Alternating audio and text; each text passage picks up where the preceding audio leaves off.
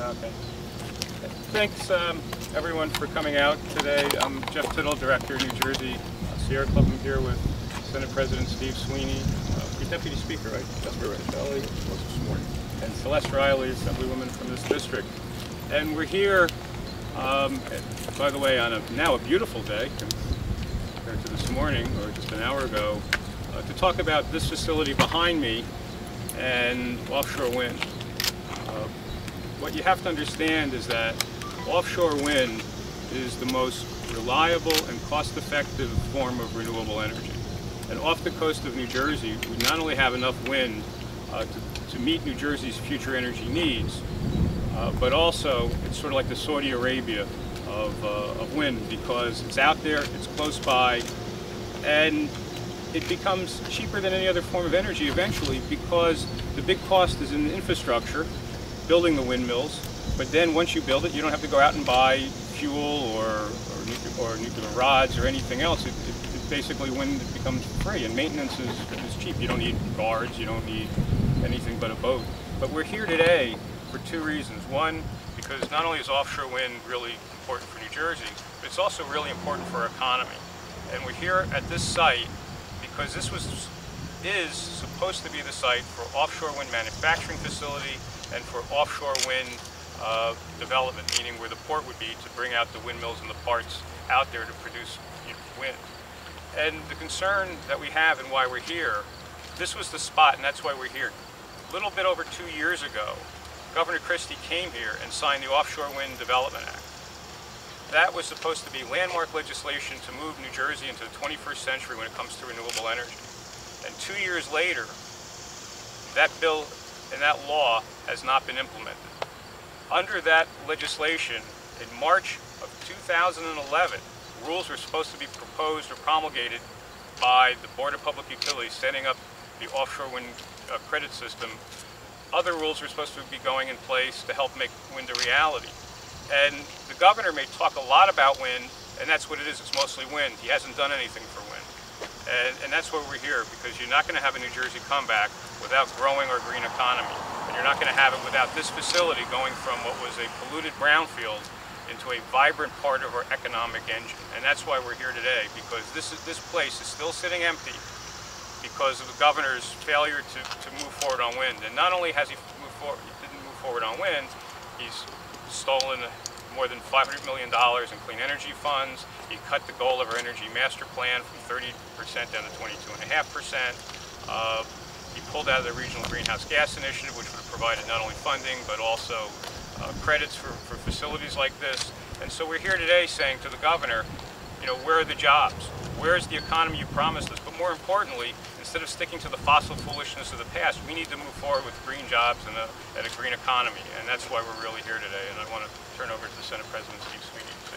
And the reason we were so excited at the beginning about this industry is, as we did with solar, when solar started, New Jersey found a way to make solar one of the hot spots of the nation, created thousands of jobs, and we were doing extremely well.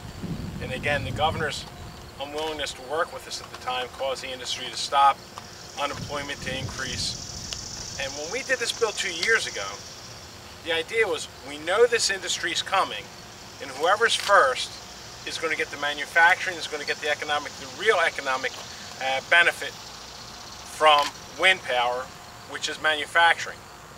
And unfortunately, 2 years later, as Jeff said, this has sat there. The BPU is dragging their feet for whatever reason, whether it's for national politics. I know Governor Romney's anti-wind or whatever he's anti, but he's not pro-wind. And maybe for national politics, the governor is making us wait again on an area where we could capture the market. Someone's going to be first. We were first in the legislation. 2 years ago, there was a conference in Atlantic City where the Lieutenant Governor spoke at the Wind Convention. It was an international wind convention. There were 1,700 people. There was a lot of excitement that, you know, New Jersey was going to be the home of offshore wind, which, realize, once you build them, as Jeff said, once you build them, the fuel is free. It's the infrastructure that you need to invest in.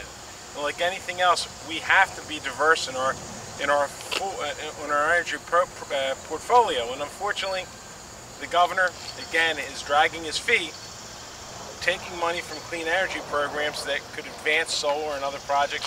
He's dragging his feet and he's hurting the clean energy market. So again, for us here in New Jersey, Governor, you signed the bill, which is a commitment that you're going to implement the bill. You came here, you praised the idea of this, and just because of presidential politics, you're the governor of the state of New Jersey.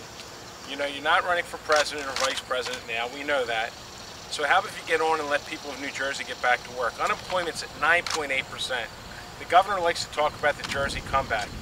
Well, when you block things like this, you're blocking a real comeback. You're blocking people from going back to work. So it's time for the governor to stop his national politics for a few minutes to help the people of New Jersey go back to work.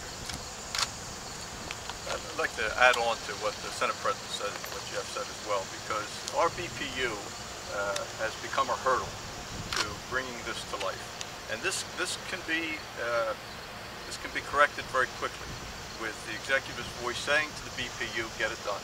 We have commitments that BPU was going to reach a decision on an application that's sitting before it now by the end of the summer, and now we're hearing that that isn't going to be forthcoming. And the investors who are interested in participating in the offshore wind project, their money will go somewhere else, as the Senate President said. That's why we were aggressive with the legislation, got national attention, worldwide attention, that New Jersey was open for business in this area. And as correctly stated, there is a price tag, but it's a price tag that if paid today is going to be much cheaper than if we wait 25 years and pass it on to another generation. And no one's suggesting that the wind energy is going to replace everything else. As correctly said, it's part of a larger strategy. So the state is in a position to move if we can get the governor's attention on this topic quickly and get this BPU to do its job, which is to establish the regulations and to rule on the worthiness of the applications in front of it. The applicant that is interested in doing this project has got, if I'm not mistaken, the federal permitting. Yep. The federal permitting is in place, so this can happen. Now we're waiting on a state. So this is controllable here. And today's press conference is designed to bring attention to this. 2 years is a long time. The facility behind us is waiting to go to work. This would be a bustling place with good paying jobs, with clean energy being developed. Everyone will benefit. And so we're calling on the governor to act aggressively and to get this BPU to do its job. I have personally, having chaired regulatory oversight on the Assembly side, this is a bureaucracy that frankly needs to get looked at as well. We've had great clashing of swords with the DEP over the years, but the BPU is a bureaucracy that frankly I think the structure is from another day. So we need to get moving because there's a lot at stake here. I'll close basically saying we passed and signed this legislation back in 2010. That meant for this area and for the state of New Jersey, jobs and economic development and growth. It also meant the initiative of clean and renewable energy, offshore wind. That means lower electric bills for citizens of the state of New Jersey. We're still receiving a majority of our electricity from outside of the state, fossil fuel burning plants. We don't want that anymore. We have always been a leader in renewable energy. And this is an initiative that is ready to go, and we're asking the governor to make this a priority this year. I just want to add something. John was very involved in the Red Tape Commission, which was to eliminate duplicative processes, to make things happen, and make New Jersey a more business-friendly state. It's bad enough, when we have rules, we find things we want to fix, great. Here's a place where they won't even put the rules in to put people back to work. This was very clear, very simple, not complicated. The legislation was clear. They're not meeting any of the requirements, and again, at 9.8% unemployment, and I hope I'm wrong, but I expect when the unemployment numbers come in October, when the summer employment's gone, and we're in double-digit unemployment, the governor stops playing around and gets people back to work.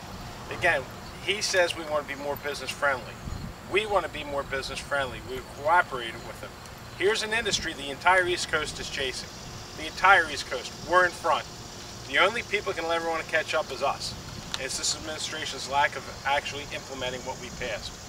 So, yeah, I just wanted to mention that nationally in the last 10 years, 75,000 jobs were created in wind development.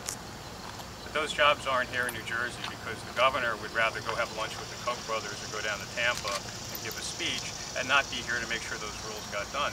And again, this is not about, government holding things back. It's about a governor and his administration deliberately not doing its job. And, again, the DEP under Lisa Jackson actually put together a mapping program off our coast so that we map where wind can go, where the best wind is and the least amount of environmental impacts would be. So we even did a mapping exercise. We even changed the DEP rules to promote wind, and yet we have things in place except for the BPU that's holding it up, and meanwhile we're going to get more dirty coal from Pennsylvania or other places. So this is about our jobs, this is about our economy.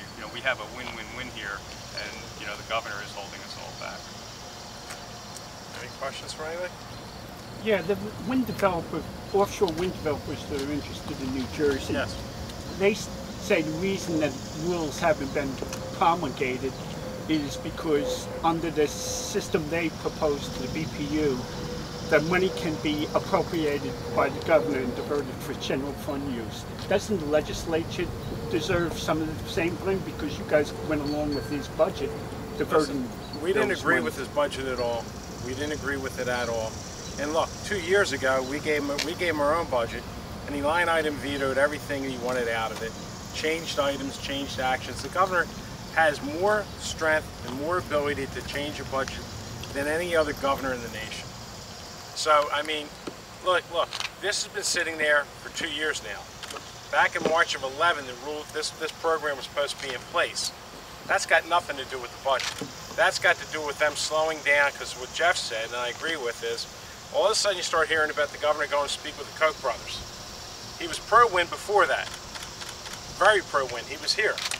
Now all of a sudden we're dragging our feet on it. So, if you want to blame the legislature for dealing, we tried passing our own budgets. It doesn't work because he rewrites them, and he rewrites them in a very mean-spirited way. If you remember what he did with that budget, he took money away from sexually abused children. He took money away from visually impaired kids.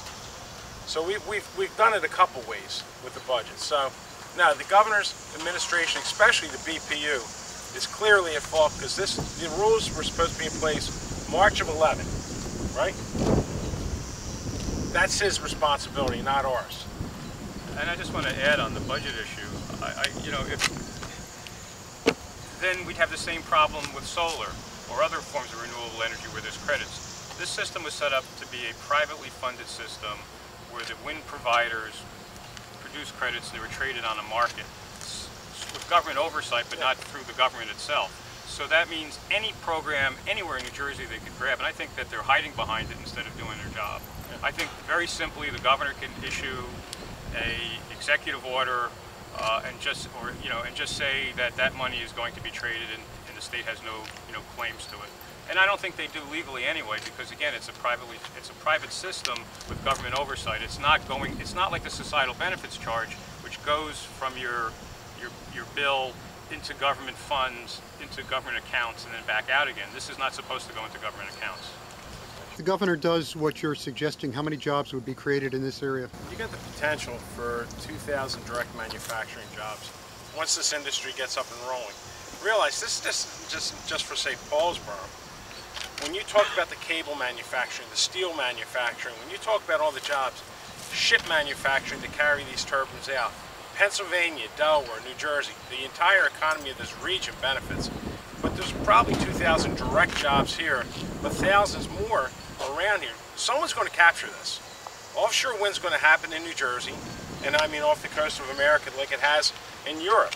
It's just a matter of who's going to be making them, where the manufacturing is going to take place. We would like to see it happen in this region, and we are positioned to get it. The only reason we won't get manufacturing here is because someone else is going to beat us to it. But 2 years ago there was an offshore wind turbine, convention in Atlantic City. The lieutenant governor spoke. They bragged about what we were doing. Everyone said New Jersey has got it right. We got the program right, and we're well out in front of everybody. Now we're going to lose our position if we don't move quickly. And to follow that, if I may, when we talk about this facility, this is not designed simply to support what will be built off the coast of New Jersey. As Steve just said, we get there first. Activity that occurs down through Maryland, maybe as far down as Virginia, and north of us could be served out of this facility. And that's why moving first is so critical, because they're not going to build, those interested in building these facilities across up and down our coast are not going to build a port facility in every state location. So the idea is for New Jersey to be a center place. So the wind farm gets built in New Jersey, then one gets built somewhere else, but the work comes out of here, the maintenance comes out of here, the upgrades come out of here, and that's where the permanency of the jobs come. What kind of manufacturers have approached the state in terms of locating here? I've spoken to a few of them, but I'm not going to reveal their names.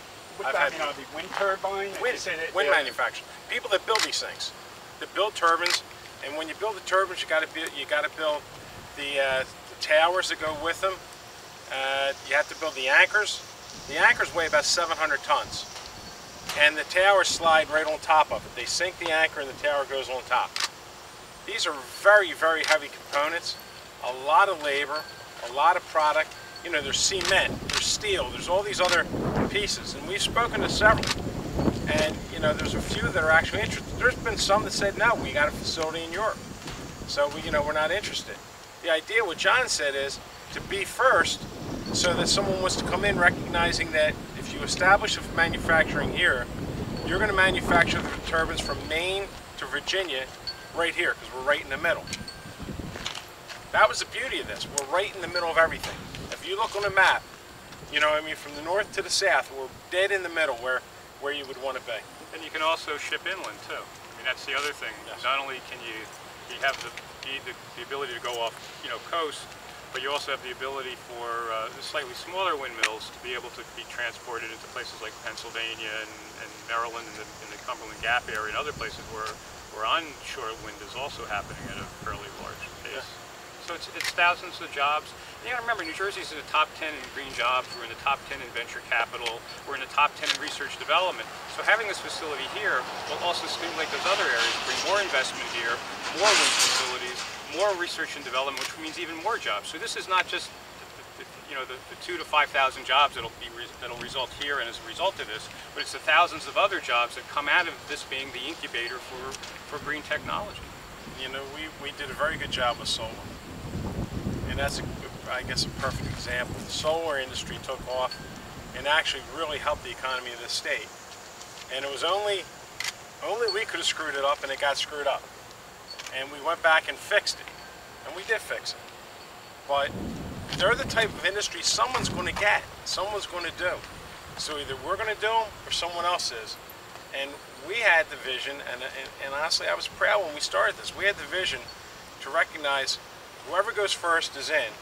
We're first. The only people that can screw it up right now is the administration by dragging their feet. And I honestly think it is due to national politics. When I heard Governor Romney's policy is drill, baby, drill. It's an old policy. It's an old policy that doesn't create these new industries. And in Europe, this isn't new technology. This has been around forever in Europe. You know, I mean, really, we're slow to the dance. I just want to say that Maryland is active in trying to get offshore wind. Massachusetts, with Delaware, so there's competition, and we should be first, just like we were the top in the, we're number 2 in the nation in solar. We should be the first state to have offshore wind, and we have a facility ready to go, as John Burzichelli said, and we're waiting on the state now, even after they got federal approval. And by the way, the Salazar has streamlined permitting for off our coast. Yeah. So the feds have made it easier. It took, Cape Wind 9 years. It only took, fishermen's a couple of years. So we're getting there, but we need leadership at the top. So when the governor comes back from his big speech, maybe we can harness some of that wind and get wind going in New Jersey. Anyone else? Okay. Thanks, guys. Thank you very much.